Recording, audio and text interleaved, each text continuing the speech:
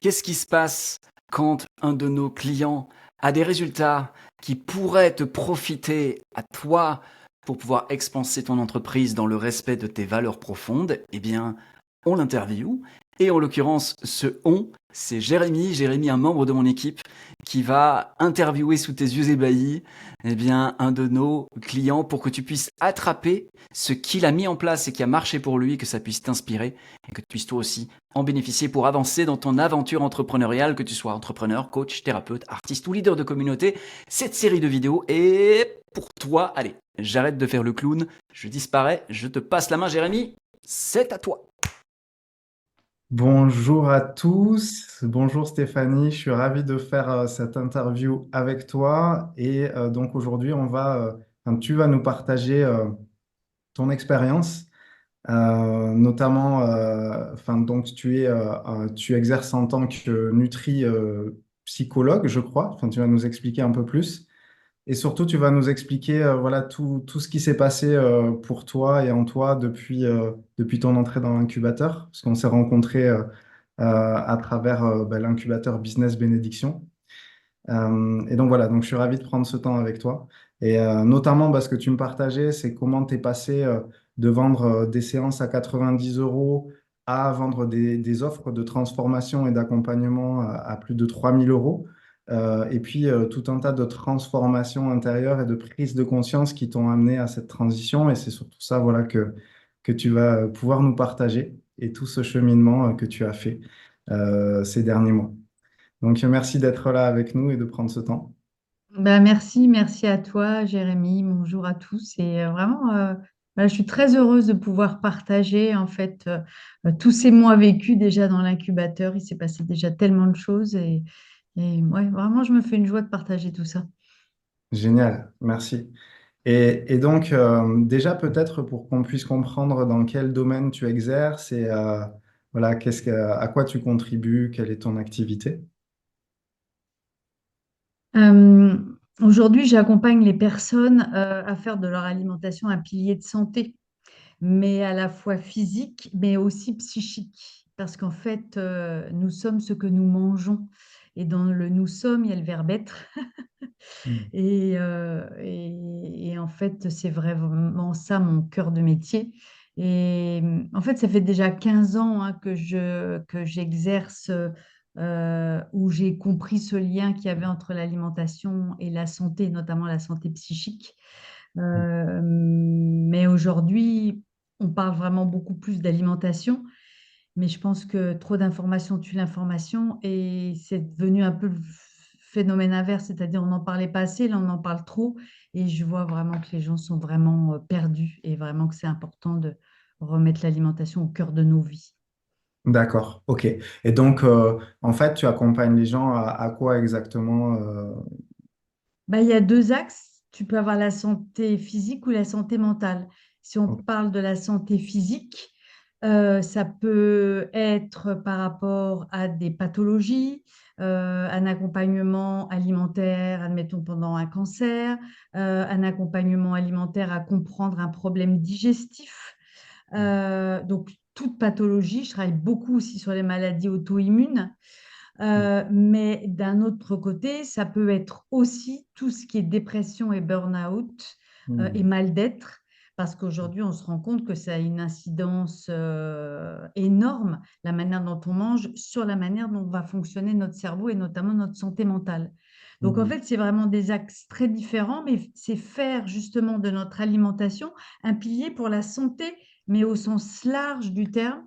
Et c'est vrai qu'on a souvent décrier l'alimentation un peu comme un carburant. Bah ouais, je vais à la pompe à essence, je vais me remettre un petit peu d'énergie. Mais en fait, c'est un carburant central, essentiel. Et en fonction de ce qu'on mange, on est des êtres profondément différents. En fonction de ce qu'on mange, on est Ah oui, ouais, on devient des choses différentes en fonction de et ce qu'on. oui. Ok, wow, super, super inspirant. Et, euh, et donc ce parcours, donc quand on s'est rencontrés, je crois que tu avais un cabinet qui tourne déjà bien, voilà, tu as des consultations, etc. Et tu souhaitais faire une transition, bah, tu sentais que tu étais limité je crois, voilà, dans ce fonctionnement-là, dans ce système-là, et tu avais envie, voilà, de passer à autre chose. Euh, donc peut-être avant de nous expliquer comment tu as fait cette transition et puis qu'est-ce qui a été nécessaire en fait de bouger en toi, d'aller chercher à faire bouger pour pouvoir évoluer. Peut-être déjà parce que c'est quelque chose de, je pense, de développer un cabinet. Et je pense que ça peut intéresser aussi plein de gens de se dire, voilà, comment ça s'est passé pour toi, pour avoir un cabinet qui tourne, avoir des consultations, ton agenda qui est rempli. Je pense que déjà, c'est très chouette. Donc peut-être avant, ouais, si tu peux nous dire c'est quoi ton parcours pour arriver là? Alors, moi, j'ai commencé il y a à peu près une quinzaine d'années où j'étais que psychothérapeute et j'ai été assez spécialisée dès le départ sur la santé mentale, sur le burn-out, sur la dépression. Et en fait, très vite, je me suis rendu compte que les personnes qui avaient le système nerveux déséquilibré avaient une alimentation très glucidique, mangeaient énormément de sucre. Et par curiosité, par envie, parce que c'est vrai que bah, je suis très curieuse, je crois que je suis une étudiante à vie, bah, j'ai commencé à essayer de trouver des liens entre qu'est-ce qui se passe dans la santé mentale en lien avec l'alimentation. Et à l'époque, il y a 15 ans, il n'y avait quand même pas beaucoup de littérature scientifique sur le sujet. Et c'est comme ça que je me suis intéressée à l'alimentation.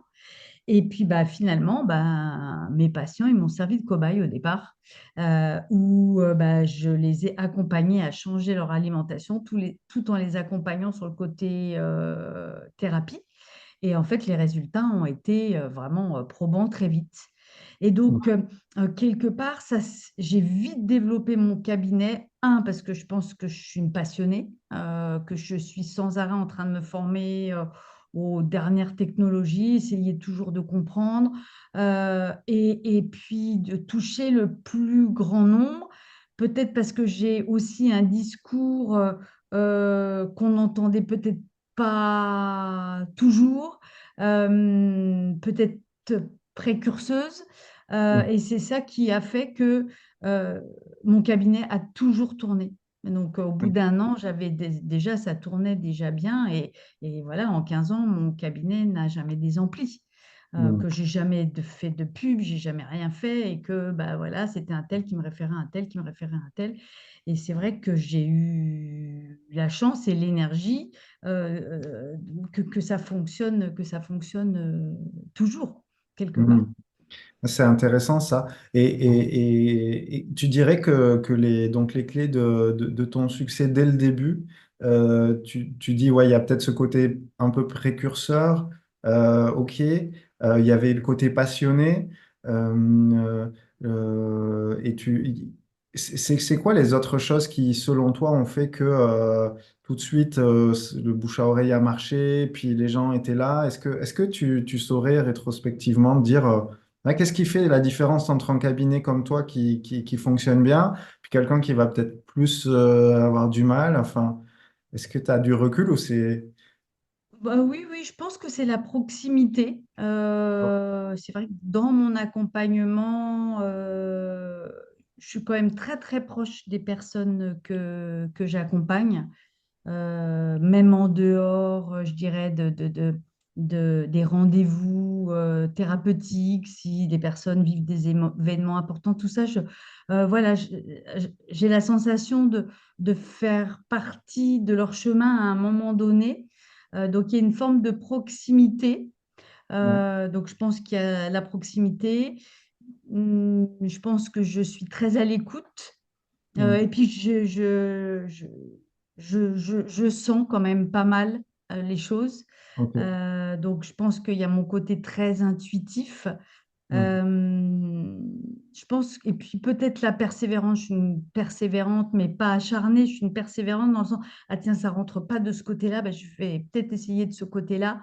C'est vrai que j'ai une palette d'outils qui est très large, à la fois énergétique, à la fois sur le corps, à la fois nutritionnel. Ben, quand ça rentre pas d'un côté, ben, je vais essayer de faire en sorte que ça rentre par un autre biais. Et puis, je lâche pas, quoi. Donc, D'accord, ouais. je lâche Quand, pas pour moi-même, mais je vais pas lâcher non plus pour la personne que j'accompagne. ouais, d'accord, ouais. Quand tu dis je suis persévérante, c'est-à-dire c'est vraiment dans ton accompagnement, t'as ce côté, voilà, jusqu'à ce qu'il y ait vraiment quelque chose qui se passe et avec les gens, d'accord. Ok. Parce que moi, je l'ai vécu, c'est-à-dire que moi, je me suis fait beaucoup, beaucoup accompagner, j'ai l'impression toute ma vie. Depuis l'âge de 20 ans, je pense que je suis seule psy, et aujourd'hui, j'en ai 60. Donc, j'ai beaucoup cheminé et j'ai eu Ouais. plein d'approches différentes, psychanalyse, de l'énergétique, et je voyais bien que quelque part, des fois, j'étais au bout d'un processus et je passais par un autre processus et puis hop, je repartais, j'avais une autre compréhension, je redébloquais des choses. Donc, je pense qu'on est multidimensionnel. Et je pense que je suis aujourd'hui dans un accompagnement multidimensionnel et c'est ça qui fait que ben, voilà, les résultats sont vraiment là. Ok. Super. Et donc, ça a été quoi le déclencheur pour toi de ce cabinet qui tourne, ce rapport avec tes clients? C'est à quel moment que, voilà, que ça commence tu te sens limité ou qu'est-ce qui s'est passé en fait pour une volonté de changement, d'évolution? Alors, il y a eu plusieurs leviers. Alors, un premier levier, c'est qu'à un moment, j'ai voulu changer de vie, changer de région. Donc où j'habitais en région parisienne et je suis partie vivre dans le sud. Et je me suis dit, bon, bah déjà, il faut que je transporte mon cabinet là-bas, sans grand changement non plus économique. Mhm. Et donc, très, très tôt, même avant le Covid, j'ai fait des téléconsultations. Donc, même avant Covid, j'étais quand même à 50% de mes consultations en téléconsultation. Donc, du coup, avec le Covid, on est arrivé à 70% Mhm. de mes consultations en téléconsultation. Donc, du coup, quasi du jour au lendemain, je me suis dit, allez hop, ça y est, c'est le moment, je déménage dans le sud. Donc, en fait, je suis arrivée à déménager et à changer radicalement de vie. Bah, pas avec un grand changement économique.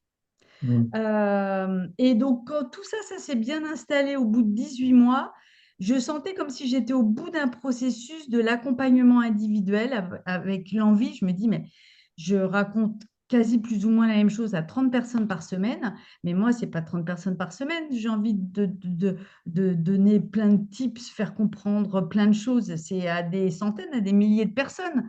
Et je me Mhm. dis, bah non, il faut que j'avance au plus grand nombre. Et c'est vrai que donc aujourd'hui, vraiment, mon accompagnement, c'est de faire du groupe, des séminaires, des conférences. Vraiment, c'est vraiment partager au plus grand nombre. Et c'est comme ça que bah, voilà, je suis arrivée vers l'incubateur. Ok, donc c'est vraiment ce truc de dire, ok, ouais, là je suis en individuel, finalement je me rends compte que je fais en individuel, je suis dans le même message, entre guillemets, même si tu t'adaptes. Et là, voilà, une volonté de me dire, je pourrais toucher encore plus de monde, ok. Et puis, Ouais. ce qui s'est rajouté à ça, c'est que aujourd'hui, j'avais un peu tout type de population. Et quelque part, des fois, j'avais des personnes qui venaient genre en one shot, je viens glaner des informations et puis je repars. Et puis finalement, bah, je voyais bien que ça ne tenait pas, ça revenait 6 mois, un an. Et là, j'étais arrivée au bout de ce processus-là, de ce type de clientèle-là. Je me suis dit, bah non, moi, aujourd'hui, je sais ce que j'offre, je sais la qualité que j'offre. Bah, moi, aujourd'hui, j'ai envie d'offrir aussi à des personnes qui se donnent aussi les moyens bah, moi, je vous tiens la main, mais vous aussi, il va falloir avancer pour aller vers votre santé. Et donc, en même temps, quand je suis rentrée dans l'incubateur, il y avait cette chose-là en disant, bah, de toute façon, je sais que je vais aussi changer de type de clientèle aujourd'hui, une clientèle qui a aussi envie de s'investir. Moi, je vais m'investir à 1000%, mais vous aussi, il va falloir vous investir à 1000% pour aller vraiment aller chercher le meilleur de votre santé. Ok, ouais, une qualité dans le lien avec les clients, dans leur engagement, eux, personnel, dans le Oui. processus, aller chercher, ouais, ok, ok, super, super. Et alors, quand tu as commencé à mûrir, en fait, c'est cette transition à l'intérieur de toi, c'est quoi que c'est venu challenger en toi? Si tu te remets un petit peu dans l'ancienne Stéphanie, c'est où qu'elle était challengée, ou elle est peut-être encore un peu, mais ouais, c'est quoi vraiment les gros dossiers, tu vois, qui ont été challengés chez toi? Euh, je crois que le plus gros challenge chez moi, c'était dans la peur du manque, parce que j'ai un cabinet qui tourne bien, Oui. qui tourne très bien. Et je me Mm. dis, oh, je lâche ça, mais j'ai pas encore ça. Alors Ouais. que finalement, j'ai fait plein de transitions, j'ai fait 4 métiers dans ma vie, mais en fait, il y en avait un qui prenait un peu le relais par rapport à l'autre, comme un peu comme lorsque j'ai déménagé. Mm. Alors que là, je sentais qu'il fallait que je lâche cette manière d'accompagner pour accompagner d'une autre façon et qu'il y allait avoir un moment comme un espèce de vide. Mm. Et je suis encore en train de le travailler. Et donc, je pense que ça a été me challenger dans la peur du manque.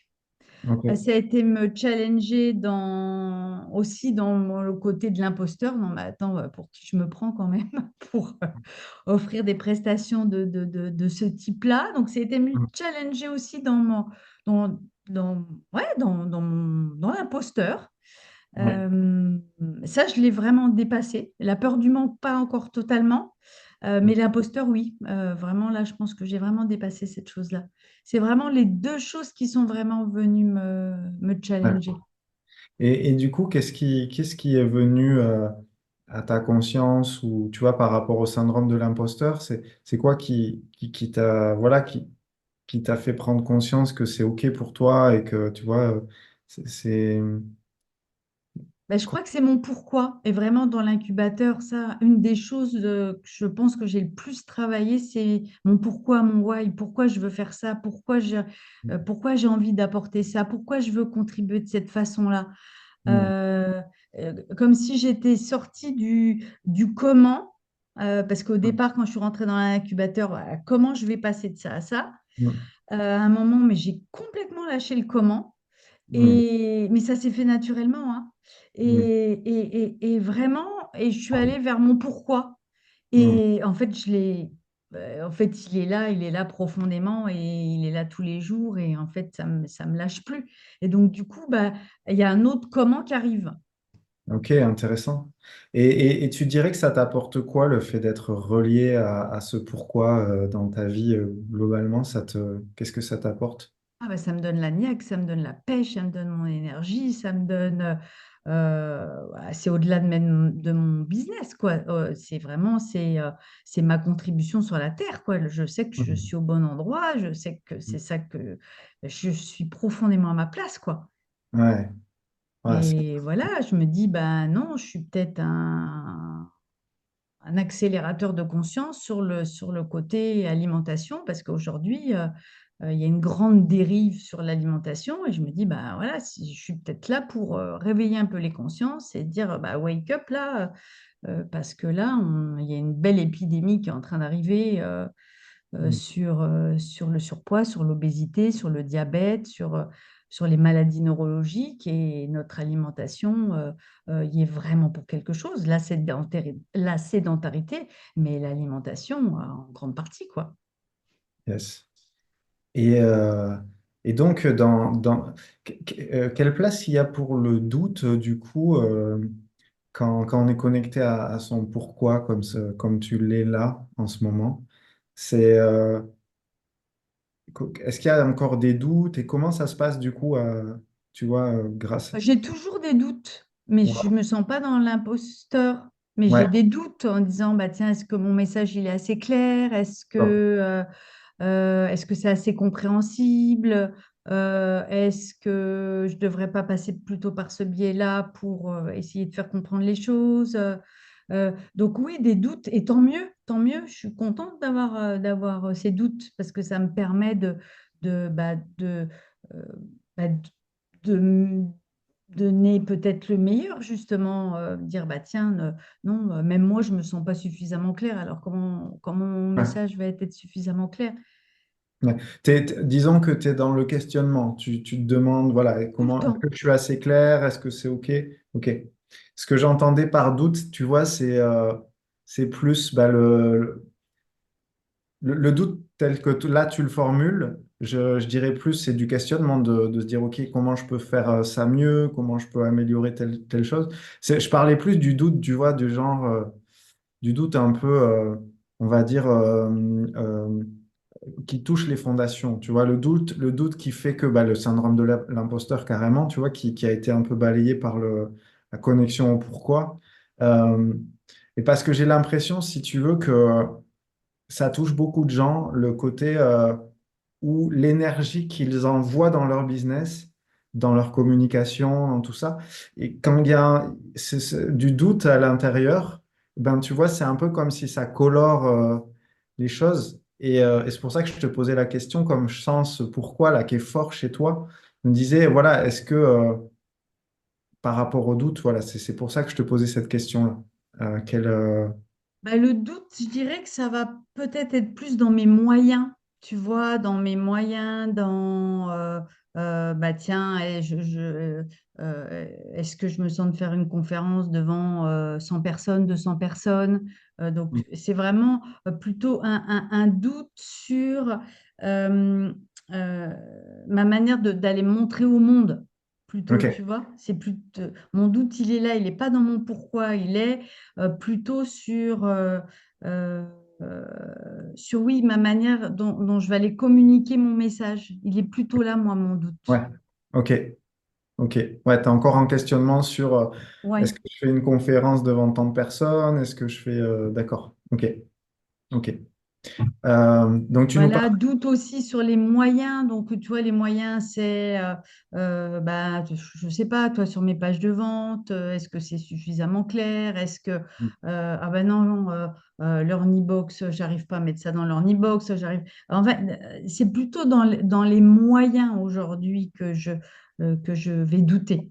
D'accord, ouais, Alors, j'ai levé des doutes, hein, beaucoup avec l'incubateur, c'est que, et ça, Jean-Luc m'a bien aidé là-dessus, c'est que je me fais beaucoup aider aujourd'hui, que je oui, ne faisais pas. d'accord. Donc, je me fais aider dans ma com, je me suis fait aider sur l'Ornibox, parce que j'ai passé mais des heures et des heures et des heures et des heures, et Mm. je me dis, bah, pendant que je passe des heures et des heures à faire ces moyens-là, en fait, moi, j'avance pas. Donc, j'avance pas dans ce que j'ai envie de transmettre. Et donc, bah, aujourd'hui, j'ai décidé de déléguer bah, avec les moyens que j'ai. Petit à petit, j'avance, mais j'essaie de déléguer quand même beaucoup. Ok, ouais, tu as pris conscience que c'était important pour toi d'investir à des moments dans déléguer, quoi. Et puis ça m'intéresse pas. Il y a plein Ouais, de choses qui m'intéressent pas et j'ai ouais, pas envie que ça m'intéresse. Autant ouais. il y a plein de choses, genre, je pourrais passer des heures à continuer à me former, etc. Mais il y a des choses, ça m'intéresse pas. Ça Mm. m'intéresse pas de savoir couper des vidéos et de mettre un texte en dessous. Ça m'intéresse pas. Mm. Donc, ben non, je privilégie l'endroit où maintenant j'ai envie de mettre mon énergie. Mm.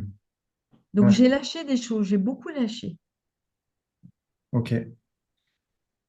C'est-à-dire, tu as lâché. Peut-être une forme de contrôle, de trucs parfaits. J'ai arrêté que ça soit parfait. Ben non, c'est pas parfait. Mes vidéos, elles sont pas parfaites. Ma communication, des fois, elle est pas parfaite. Mon son, il est pas parfait. Mais j'y vais quand même, quoi. Ok, Parce que j'ai quelque chose quand même à dire. tu as quelque chose à dire. Ok. Ah, c'est chouette. C'est chouette. Et donc, c'est quoi qui te permet de lâcher la bride et de dire, voilà, j'ai quelque chose à dire, j'y vais, c'est pas parfait, mais je le fais quand même.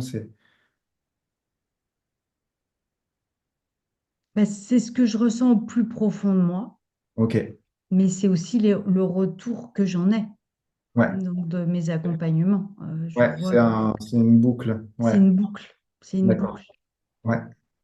Parce que si Et tu veux, ça, c'est aussi quelque chose que j'observe, euh, c'est pour ça que je trouve ça tellement puissant. Et c'est vrai que Jean-Luc en parle beaucoup du pourquoi. Et puis intellectuellement, bon, voilà, on le sait, il y a beaucoup de choses à propos du pourquoi, il faut être connecté à son pourquoi, mais en réalité, c'est tellement vrai, j'observe, c'est tellement puissant d'être vraiment connecté à son pourquoi. C'est pas quelque chose c'est pas comme une idée, c'est vraiment une énergie, quoi. ah oui.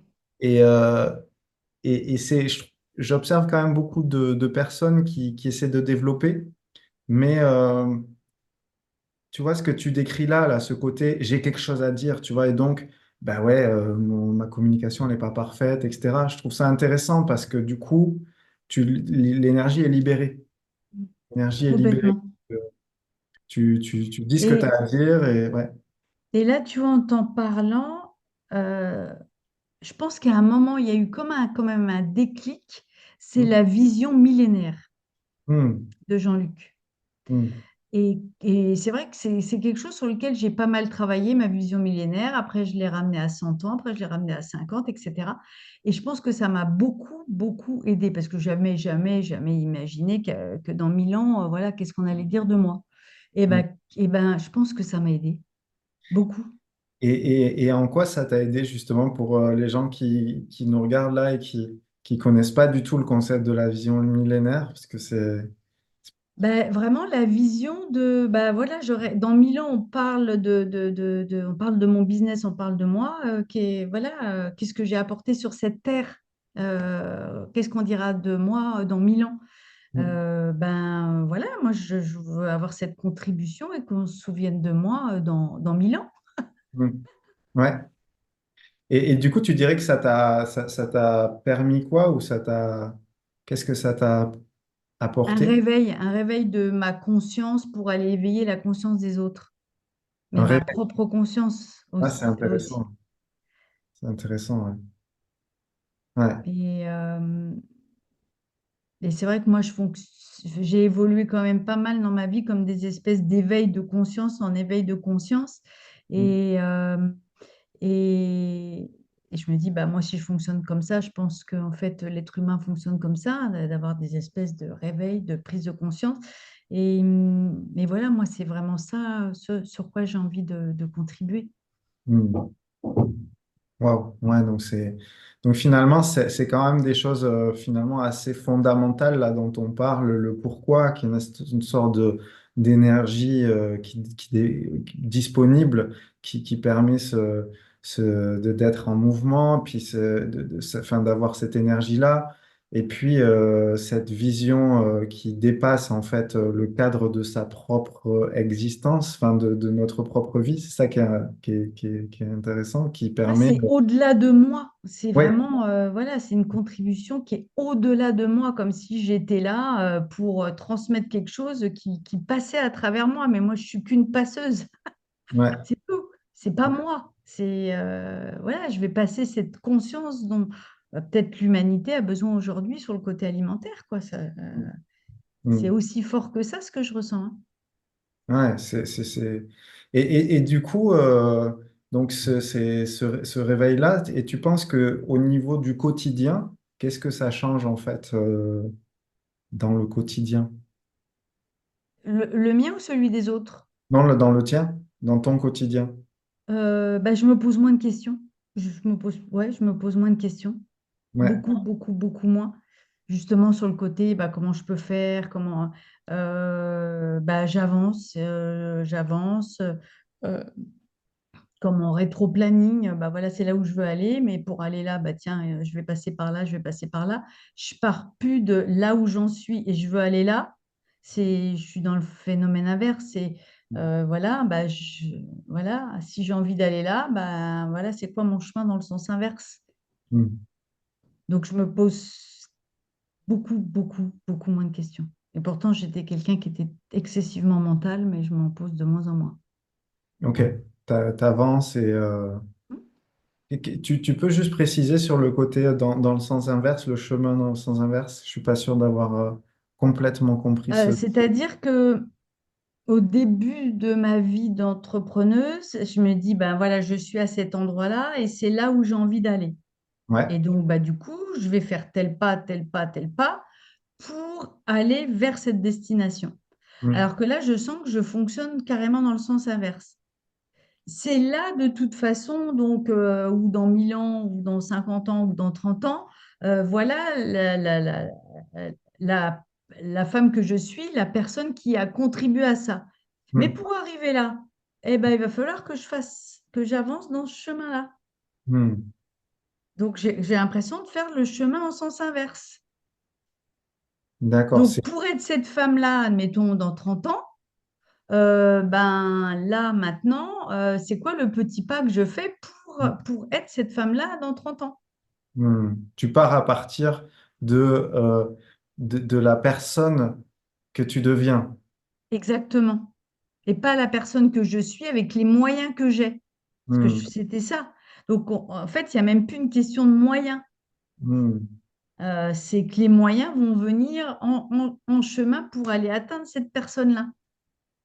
C'est super intéressant. Donc, c'est comme si finalement tu agissais à partir d'un état de conscience et un état d'être euh, qui est hors de ce que tu es déjà.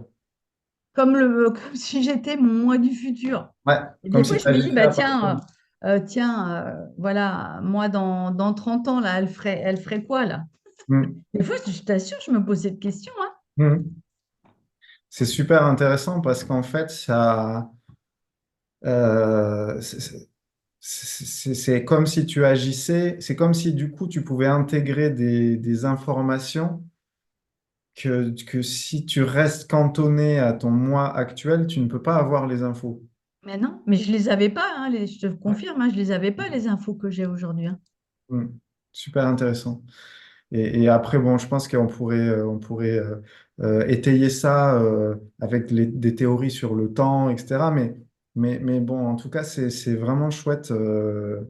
Mais des fois, vraiment, je me pose cette question en disant, bah voilà, dans 30 ans, voilà, qu'est-ce que tu te dirais? Mm, Comment t'agirais? mm, complètement.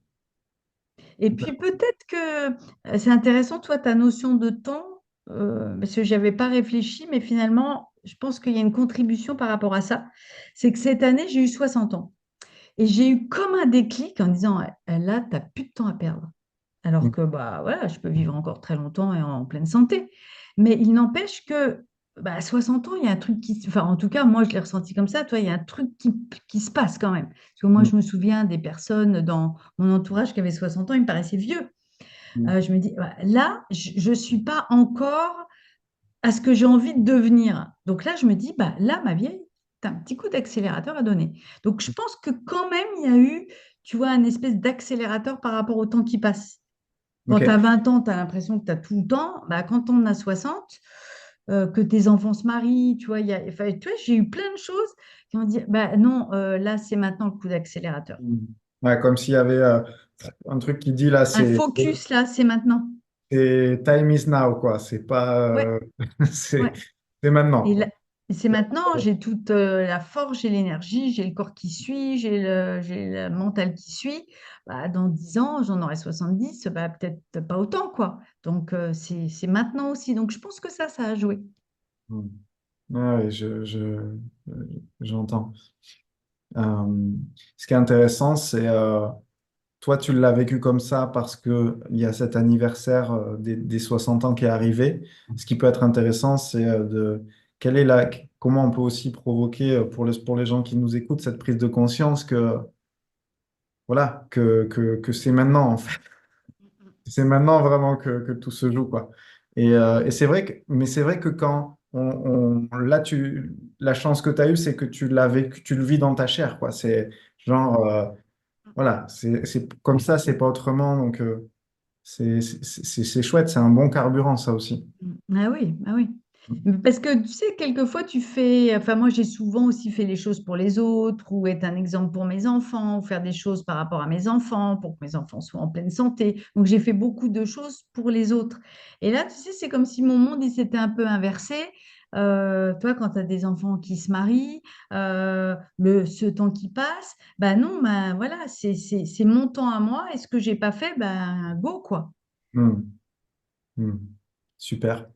Et donc, il y a aussi un sujet qui, je pense, est intéressant, point de vue entrepreneurial, c'est comment on passe concrètement de je vends des séances à 90 euros à un accompagnement à 3 000 euros. Qu'est-ce qui rend ça possible? Euh, Comment c'est possible pour toi aujourd'hui de le faire, pour ton système, d'accepter ça, que ça devienne une norme pour toi ou que c'est en train de devenir une norme? Et comment c'est possible en fait? Ce qui me vient quand tu me poses la question, c'est vraiment que ma posture, finalement. Mm. C'est pas uniquement du contenu Mhm. que je vais apporter, admettons, en plus, Mm, quantitativement, c'est plus ma posture et mm, puis la sensation aujourd'hui que je suis experte dans mon domaine. mm, Mais c'est vraiment comme une posture plus intérieure et puis mm, avec peut-être cette notion dont je te parlais tout à l'heure où, heu, c'est pas qu'une question de prix par rapport à l'engagement, mais quand même aussi quelqu'un qui s'engage, pour des budgets comme ça, bah, il attend quand même aussi une sacrée prestation. Bah, mm, oui, moi je vais être au rendez-vous pour cette prestation-là, mais bah, toi, tu vas devoir être au rendez-vous aussi. mm, Plus que de venir chercher, comme je te disais, des bonnes, même si voilà, j'adore mes consultants qui viennent, pour, des consultations individuelles, mais c'est plus venir chercher des informations. Là, c'est vraiment un programme, mais c'est transformationnel. C'est pas, je j'avance sur mon chemin. Là, au bout des 2 mois de l'accompagnement, il y a une vraie transformation. Il y a une mm, transformation de la psyché, il y a une transformation du métabolisme, il y a une transformation de l'énergie. C'est mm, transformationnel. mm, Et pour ça, moi, il me faut du temps parce que c'est un accompagnement, qui va être aussi journalier avec, les personnes que j'accompagne. Bah, il faut que je sois aussi très, très présent pour eux. mm, Donc, ça me demande, aussi beaucoup de présence, pour eux. Parce que, bah, oui, il y aura une transformation au bout des 2 mois. Mon programme s'appelle Métamorphose et c'est vraiment une vraie métamorphose sur tous les plans. mm. Ok, Donc, c'est vraiment ma posture intérieure. C'est transformationnel. Je sais qu'aujourd'hui, ce que je présente, mon programme est transformationnel. ok. Et tu Donc, ne te transformes pas avec un accompagnement d'une heure, une fois par mois. Tu avances sur ton chemin, tu comprends des choses, tu vas mettre des choses en place, mais ce n'est pas transformationnel. d'accord. Donc là, c'est en termes de posture et aussi de cette conviction que voilà, c'est une transformation très importante chez les personnes que tu accompagnes et on est ailleurs que sur juste du coaching une fois par semaine ou un truc comme ça. C'est vraiment d'accord. Ok. C'est transformationnel et c'est multidimensionnel sur tous les plans, alimentaire, psychique, énergétique, un gros travail sur les croyances. Bah, c'est vraiment sur tous les plans. Mm, Bah, oui, ça demande, du temps, ça demande de l'intégration pour les personnes donc voilà, je suis ultra présente. mm, mm. Et dans ta posture à toi, tu dirais que c'est quoi qui a fondamentalement changé pour te permettre d'être aligné avec le fait de vendre un programme à 3000 et plus? Peut-être aussi l'envie de ressentir et de percevoir la transformation chez les autres. Je l'ai vu chez moi, je l'ai Hmm. vécu chez moi et peut-être que, bah, la transformation que j'ai vécue moi, bah, c'est ça que j'ai envie de transmettre et Ok. que, bah, par moments, ça peut prendre beaucoup de temps, mais aujourd'hui, j'ai la sensation d'avoir ces expériences qui font que, bah, non, ça peut ne pas durer 10 ans l'histoire. Hmm. Ok. Hmm. Intéressant. Le fait de te donner les moyens par un accompagnement haut de gamme de vraiment d'apporter des transformations vraiment impactantes quoi, chez tes clients. Mais Ok. il est haut, je sais pas si le mot haut de gamme est juste, tu vois? C'est pas que c'est haut de gamme, c'est que c'est plutôt transformationnel, Ah. tu vois? C'est oui, c'est haut de gamme aussi forcément, mais c'est vraiment l'histoire de c'est transformationnel. Tu ne seras pas le même au bout de 2 mois, Hmm. mais profondément. C'est pas Hmm. en surface, il y aura quelque chose à l'intérieur de toi qui aura profondément changé. Tu auras reprogrammé ton métabolisme, tu auras reprogrammé ton cerveau, à la santé, à la minceur. Donc c'est une vraie reprogrammation. Hmm. Super intéressant. Et peut-être pour aller vers la fin de l'entretien, euh, la dernière fois qu'on a échangé en off, je crois que tu m'avais parlé de une prise de conscience finalement, tu t'étais rendu compte que tu étais plus dans l'être et moins dans le faire, si je me souviens bien, et que tu avais eu quelque chose d'une ordre de prise de conscience à cet endroit-là, et que ce n'était pas forcément en faisant plus, etc., que ça allait se transformer. Est-ce que tu peux nous en dire un peu plus par rapport à ça? Finalement, tu viens peut-être de résumer ce qu'on disait tout à l'heure par rapport à la vision, admettons, de moi à 30 ans, et me ramener dans mon être. En fait, c'est ça, c'est je suis déjà cette personne, je sais pas, je vais faire ça pour être cette personne. C'est je Hmm, suis déjà cette personne. Euh, hmm, donc, donc, cette nouvelle version de moi va me faire faire des choses différentes du coup. hmm, Et donc, je pars pas de mon faire. C'est pas si je fais ceci ou cela que je vais être ceci ou cela. C'est vraiment, et mon changement de posture, je crois qu'il vient de là, justement, entre le faire et l'être. d'accord, intéressant, intéressant. Chouette. Et du coup, là, pour les personnes qui sont, pour beaucoup, hein, les personnes qui nous regardent, c'est des coachs, des thérapeutes, des entrepreneurs. Euh, Toi, ça serait quoi ce que tu aurais envie de partager là maintenant à quelqu'un qui a envie de développer? Ouais. Euh, qu'est-ce que t'aurais... Parce qu'on a déjà dit beaucoup de choses en vrai, hein, Mm, mais mm, mm, mm. voilà. Ben, vraiment, l'incubateur Business Bénédiction de Jean-Luc, c'est vraiment un lieu propice à tout ce que je viens d'expliquer. Euh, Mm, c'est, euh, je trouve que le nom parle de lui-même. Un incubateur, oui, parce qu'effectivement, moi, j'ai l'impression que j'étais comme un espèce de en sous-marin, en off pendant je sais pas combien de temps. Il n'y avait rien qui se passait à l'extérieur, mais rien. Mais je sentais qu'à l'intérieur, comme si, il y avait quelque chose qui grondissait comme un volcan qui se passait à l'intérieur. Mais à l'extérieur, il ne se passait rien, pas d'augmentation de chiffre d'affaires, la posture qui ne changeait pas. Mais je sentais qu'il y avait vraiment quelque chose qui se passait, vraiment comme un incubateur, un volcan, hein, je ne sais pas comment le dire, avec moi-même, mais aussi avec les autres, le fait donc, ce travail en groupe, c'est hyper fort parce que c'est des jeux de miroir les uns avec les autres. Euh, Ce qui est très fort aussi, c'est le positionnement de Jean-Luc, business bénédiction, il l'incarne tellement. C'est OK, on est dans le business, oui, mais le business, mais qui vient du cœur, qui vient de l'être profond. mm, Et moi, ça m'intéresse pas de faire du business si jamais c'est pas relié à qui je suis. mm, Et vraiment, c'est ce qu'on ressent profondément chez Jean-Luc, profondément dans l'incubateur. mm, C'est beau, c'est beau. Tout ce qui se passe dans l'incubateur, c'est vraiment très, très beau. mm. Chouette, bah Donc, merci, ouais. voilà, si jamais il y a des gens qui hésitent, qu'ils n'hésitent pas très longtemps parce qu'il Yes. y a des belles choses qui se passent. Ouais, bah merci pour ce témoignage sur l'incubateur. C'est vrai que c'est un écosystème qui est pensé pour ça, pour les entrepreneurs. Mm. Donc, merci beaucoup. Et du coup, si on veut se faire accompagner par toi et en savoir plus sur voilà, comment te rejoindre, tu as un site, des réseaux, où est-ce qu'on te retrouve? Oui, donc j'ai un site internet, donc c'est mon nom.com, hein, donc c'est stéphanieaubry.com. Et c'est vrai que je suis pas mal active sur Instagram, donc Stéphanie Aubry, nutrition.